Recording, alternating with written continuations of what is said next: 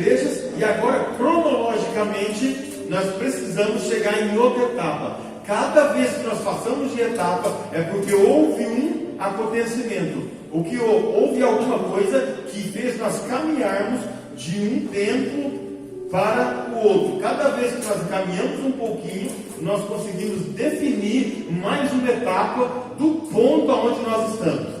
Eu quero que vocês comecem a imaginar aonde nós estamos, qual ponto nós paramos e por que nós estamos avançando. É assim, ó, o livro de Apocalipse.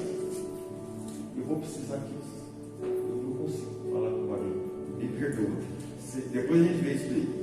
Nós precisamos entender em qual ponto nós estamos e por que nós estamos partindo para outro ponto. Porque cada vez que nós caminhamos, nós chegamos a um acontecimento diferente. E quando tem esse acontecimento diferente, nós temos que entender um novo passo. Está pegando? Pega comigo. Deixa eu levantar ali um pouquinho. Quero fazer uma linha no tempo simples.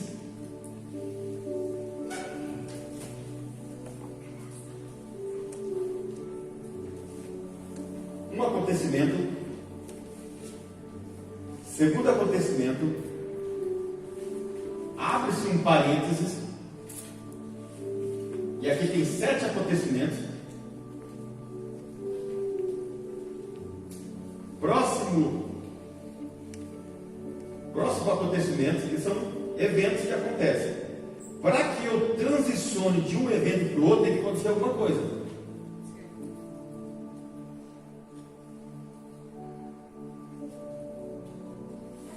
Mais um acontecimento. 2 acontecimentos pequenos.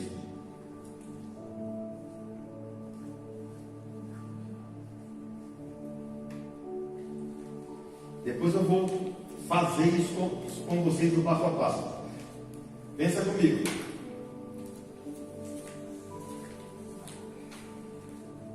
Daniel capítulo 9, verso de número 24.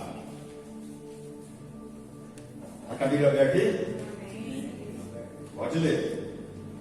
70 semanas estão determinadas sobre o teu povo e sobre tua santa cidade, para cessar a transgressão e para dar fim aos pecados, e para expiar a iniquidade e trazer justiça eterna, e selar a visão e a profecia, e ungir o Santíssimo.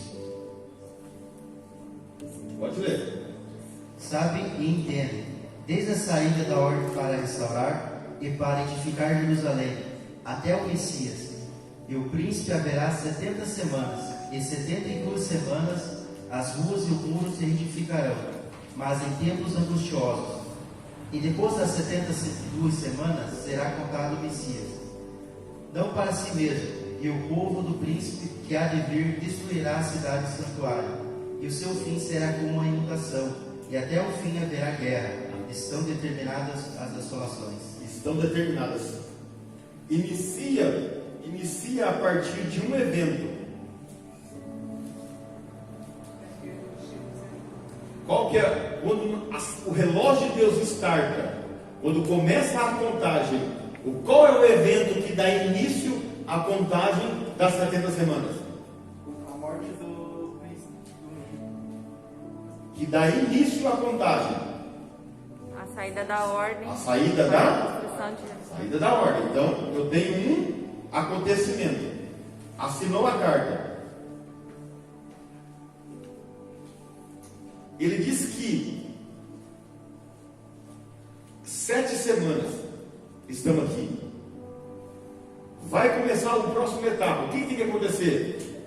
A morte do Messias. Nascimento. O que tem que acontecer para o próximo evento? Ó, saiu a carta, um evento. Próximo evento.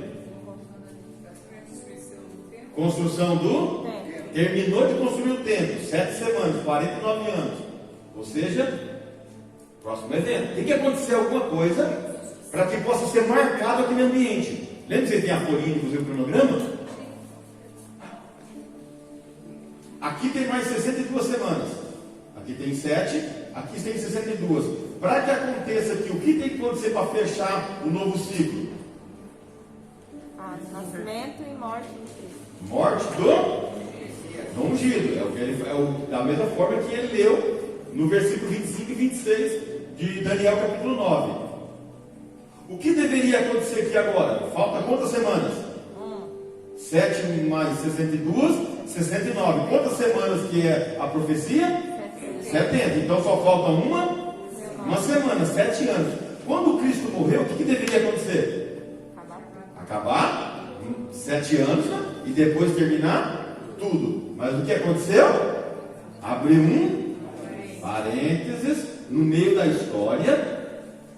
Um povo que não era povo, um povo que não estava contado. Então o relógio de Deus tem que parar, porque a profecia é para Israel e para a sua santa cidade. O que acontece agora? Esse povo não é de Israel e também não é para Jerusalém. Isso aqui é gentil. Isso aqui é para a Europa inteira, para toda a Ásia. Não está falando de judeus. Se não está falando de judeu, a profecia não é para eles mais. Então houve-se um parênteses. Quem entrou aqui? A mulher Cananeia.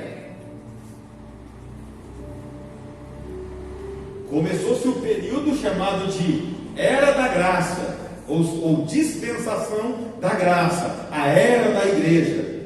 Um povo que vai se tornar povo de Deus a partir desse ponto agora. Um povo que vai ser chamado por Deus. Um povo que vai acessar Deus pela fé agora. Porque esse povo aqui que vinha caminhando, acessa Deus via cumprimento de lei e regra. Nós não temos essa capacidade de seguir as leis. Porque nós não conseguimos seguir nem as 10 da tábua. Quanto mais as 613. Então, sem chance para nós. O que aconteceu? Abriu-se um parênteses chamado de graça. Dentro da graça tem 7 períodos. Que períodos são esses? As igrejas, representadas por todas aquelas que eu falei para vocês no decorrer dessas aulas. Depois eu vou repassar elas com vocês. As 7 igrejas são 7 períodos, 7 modelos, 7 exemplos de pessoas ou igreja ou tempos que nós passamos pela terra. Quando vai findar? Quando vai acabar? Quando o último gentio se converteu. O que vai acontecer com a graça? Vai acabar. Quando chegar aqui, no período nosso, o último gentio se converter, fecha a graça. Mais um acontecimento. O que tem que acontecer para definir se a graça fechou ou não? O rapto dos vencedores. Aqui, ó. Então, a graça, fechando a graça, o último gentil se converteu, o rapto.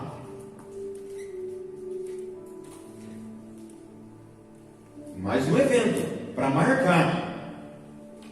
Tirou aqueles que não pertencia a Israel, que não era da história de Israel, o relógio de Deus tem que voltar de novo. O coração de Deus volta para Israel, porque o projeto igreja já foi tirado fora. O coração de Deus é devolvido para Israel e vai começar de novo o relógio de Deus. Contar quanto tempo falta? Uma semana. Vai marcando aí, uma semana, que é igual a 7 anos, que a gente chamamos de grande, divididos em 2 períodos, 3 anos e meio, isso, mais 3 anos e meio, 3 anos e meio de tribulação, 3 anos e meio de grande tribulação. Enquanto isso, esses que estão aqui, estão na onde?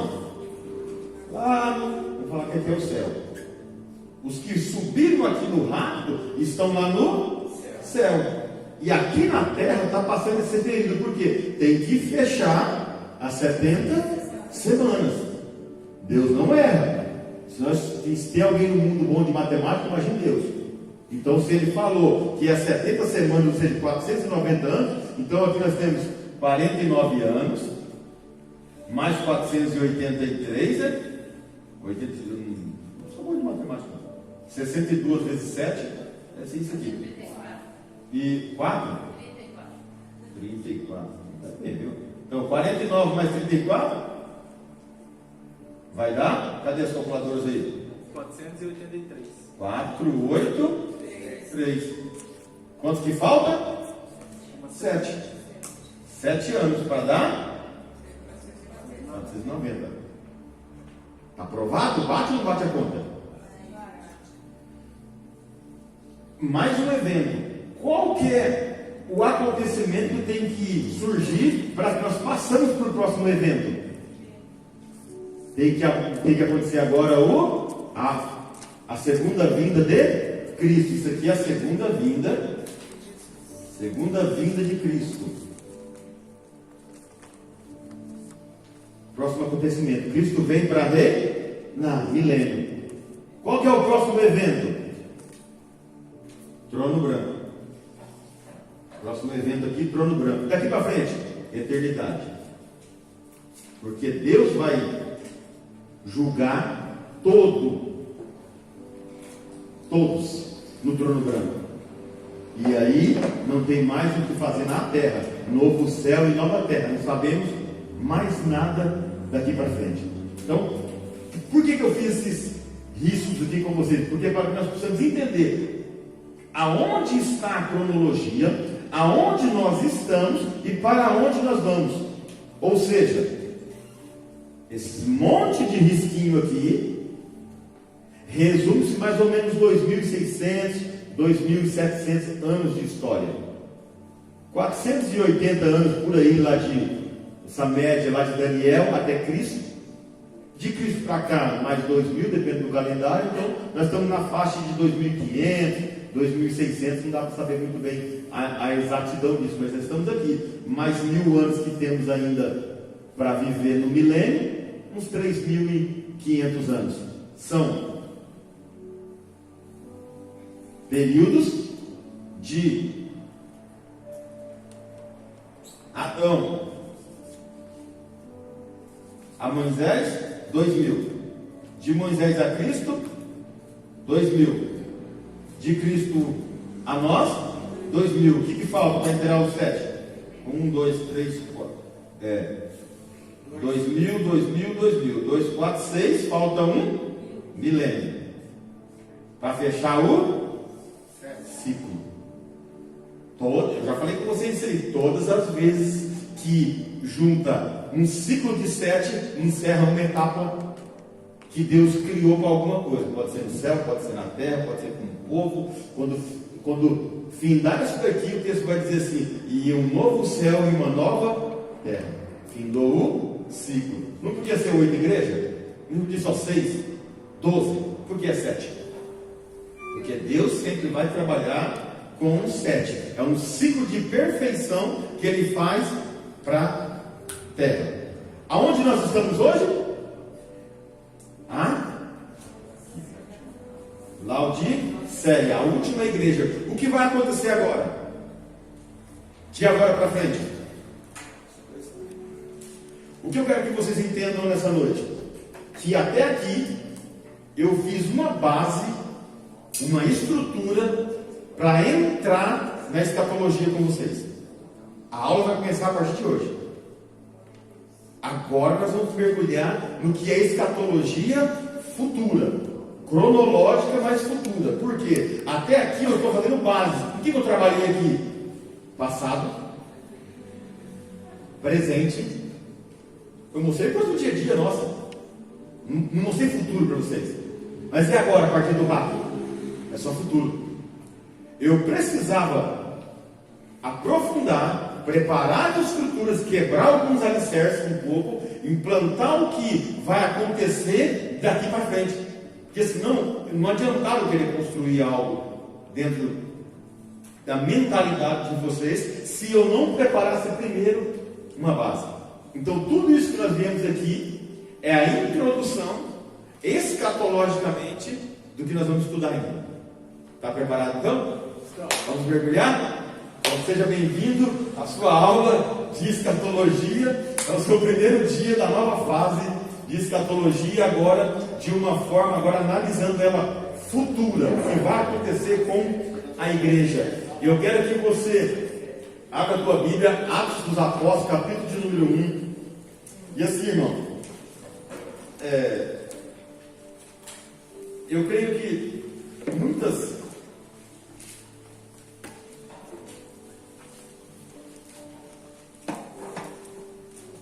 se nós não definirmos os tempos e aonde nós estamos no tempo, ou aonde você vai entender, por exemplo, se eu perguntar assim, aonde vai ser o anticristo, aonde se encaixa o falso profeta, aonde se encaixa a igreja apostata, onde acontece o rapto, se isso não estiver muito claro na sua mente, vai virar um monte de versículos embolados e não vai adiantar nada. Então, por isso que eu sou muito categórico nessa questão cronológica, em que eu preciso que você risque, escreva, faça de tudo para que você possa entender e possa fluir, aprender mais. Essa é a intenção. Apocalipse, irmão, o nome do livro é Revelação. Como que pode? O nome do livro não é mistério, o nome do livro é Revelação. Então, e a Bíblia diz assim, quando você lê Apocalipse capítulo 1, vai dizer assim, este é o livro da revelação de... Pronto. Quando eu não leio o Apocalipse, quem que eu não conheço? Isso me chocou o dia que eu descobri. Eu falei, meu Deus do céu, 90% da igreja não conhece Jesus. Porque os evangelhos só mostram uma face de Jesus humano. Só Apocalipse mostra Jesus glorificado. Só Apocalipse mostra Jesus de um ponto de vista como governo, reino mesmo, só ele. Então, ou seja, Jesus, um pouquinho agora. Ou seja, é impossível nós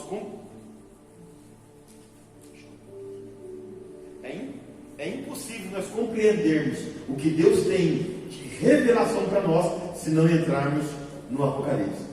Igrejas, crentes, denominações têm se afundado no conhecimento porque não abrem o livro das revelações para conhecer quem é o noivo, conhecer aonde a igreja está, aonde ela vai ficar, aonde ela vai governar. Olha que como podem se preocupar tanto com a terra e não mergulhar nas coisas que é do céu? Isso me admira muito. Mas, vamos lá, nós vamos entender hoje, antes de eu avançar para a próxima fase, que já é o rapto, ou seja, o arrebatamento da igreja, eu preciso que vocês compreendam como vai ser o rapto. Por quê? Porque se nós não compreendermos o rapto, vai ficar muito confuso quando Deus começar a julgar pessoas. Quando eu falar sobre o Evangelho da Graça, o Evangelho do Reino, isso complica. Então, nós precisamos entrar aqui. Agora, se eu não entender como Cristo foi, eu não vou compreender como Ele vai voltar. E isso tem uma diferença gigantesca. Qual que é a briga dos arminianos com os calvinos, com os wesleyanos, que são os de João Wesley, de João Calvino, que são todos esses que são os reformadores da igreja do século XV, século XVI, século XVIII. Qual que é a briga dessas pessoas? São assim, a igreja, não sei se você já ouviu isso, já alguém me fez essa pergunta, a igreja vai passar pela tribulação ou não? A igreja vai passar por todas as perseguições da grande tribulação ou não? Que um vai defender que não, o outro vai defender que sim. A pergunta que eu quero fazer para você nessa noite: quem você é dentro da igreja? Aí eu digo se você vai passar ou não. Aí mudou o ponto de vista da coisa. Por quê? Porque nós tratamos 7 cartas. Eu a intenção minha foi estimular vocês, foi chamar a sua atenção para os vencedores. As 7 cartas falam de um povo dentro membro da igreja, mas que o nome dele era vencedor. Mas não tinha um monte de gente dentro da igreja? Que vencer. Mas tinha uma promessa somente para os. Mas e os outros que não iam vencer? Por acaso ia para o inferno? Você viu alguma vez escrito lá? Não. Então nós temos dois classes de pessoas na igreja. Porque a igreja, na sua totalidade, ela não vai no rato. De forma alguma. Mas nós vamos lidar com essa situação. Então, eu quero começar uma nova base para vocês de novo. Construir mais um. Agora eu chamo de fazer a laje. A gente fez as vigas dos alicerces. Agora vamos fazer a laje. Nós subimos o nosso prédio aí. Agora vai ser forte. Então, estou andando com o pedreiro direto. Estou ficando bom esse negócio agora. Então, vamos construir, porque Deus tem uma única intenção: construir um edifício na terra. Feito de quê? Pérolas, pedras preciosas, ouro. Viu? Então, quem você é nessa construção? Isso vai garantir se você é vencedor ou se você só é salvo. Está pronto então? Está entendida a estrutura? Atos capítulo de número 1. Atos dos Apóstolos, capítulo 1, pode ler. Capítulo 1 pode ler até o verso de número 11. Atos capítulo 1. Posso ler? Atos capítulo 1, verso 1 até o 11. Fiz o primeiro tratado teórico acerca de tudo que Jesus começou, e não a fazer, mas a ensinar, até o dia em que foi recebido em cima, depois de dado mandamentos pelo Espírito Santo aos apóstolos que escolhera, aos quais também, depois de ter padecido, e se apresentou vivo, com muitas provas infalíveis, sendo visto pelos que fosse passado de 40 dias, e falando das coisas concernentes ao reino de Deus, e estando eles ainda determinados que não se ausentasse de Jerusalém, mas que esperasse a promessa do Pai que dissera a ele: em mim que ouvistes. Porque na verdade João batizou com água, mas vós sereis batizados com o Espírito Santo, não muito tempo depois desses dias. Aquele, pois, que havia reunido, perguntou-lhes, dizendo: Senhor, restaurará tu nesse tempo o reino de Israel? E disse-lhe: não vos pertencem saber os tempos e as estações que o Pai estabeleceu pelo seu próprio poder, mas recebeis o poder do Espírito Santo que há de vir sobre vós, e semeis testemunhas tanto em Jerusalém, como em toda a Judéia e Samaria e até os confins da terra. E quando dizia isso, sabendo eles, foi levantado às alturas, e uma nuvem recebeu, e ocultando os seus olhos. Estando com os olhos afitos no céu, enquanto ele subia, eis que junto dele se puseram 2 homens vestidos de branco, os quais lhe disseram: homens galileus, por que estáis olhando para o céu? Esse Jesus que dentro de vós foi recebido acima no céu, há de vir, assim como para o céu vistes ele. Eu fiz questão de ler todo o texto para que possa se conectar na sua forma de analisar. Qual que é a intenção aqui? Se eu entendo como ele subiu, eu vou entender como ele vai descer. Por quê? Eu quero que você risque aí o verso de número...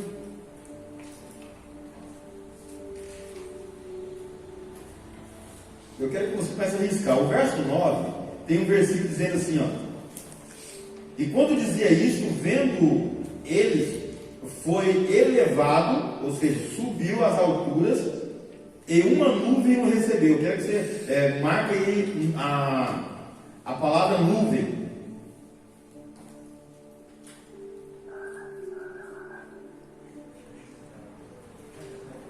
Segunda coisa, verso de número 11.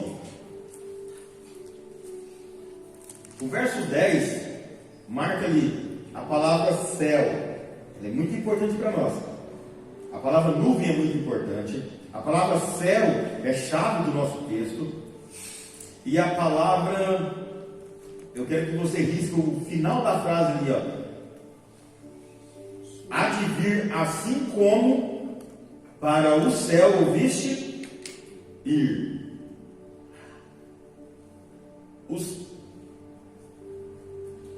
Assim como quer dizer o quê? Da mesma forma. Da mesma? Forma. Então, isso aqui já para nós tem que cair a nossa ficha e determinar que isso aqui já é um padrão. Jesus pode vir nos Estados Unidos?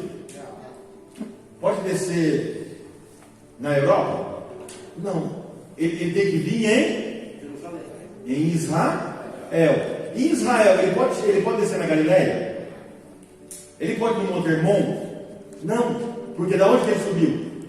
De Israel, do mundo, planeta Terra, Israel, no Monte das Oliveiras. Aonde que ele tem que voltar? Ou o texto está errado, né? Determinou um padrão. Como que Cristo vai voltar? Da mesma forma que ele foi. E quem que levou ele? A nuvem. Então, nós já entendemos. Ele vai voltar e também com